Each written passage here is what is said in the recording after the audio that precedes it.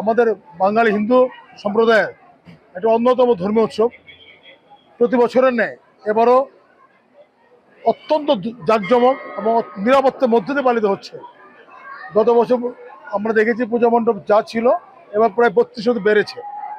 এটা একটা ভালো দিক। এই জন্য বলবো যে আমাদের যে একটু আশঙ্কা থাকে পূজা অর্চনের পালনের ক্ষেত্রে এটা হয়নি হয়তো বা। কথা পরিষ্কার, আমি সবাই খোলামেলা কথা বলি, সবাই জানেন যে এই দেশটা কারো বাপের না, এই দেশটা আমার আপনার সকলের। ধর্মের কোনো ভেদাভেদ এখানে নাই, ধর্ম যার যার, রাষ্ট্র সবার।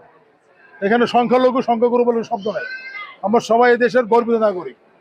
আমি অনেক সময় যোগ করে বলি যে কারো বাড়ি যদি কোনো সন্তান না থেকে থাকে, কেউ বলেন না সেটা সংখ্যালঘু পরিবার। সেটা সংখ্যালঘু পরিবার না হয়ে থাকে কেন বলবো এই শব্দটা?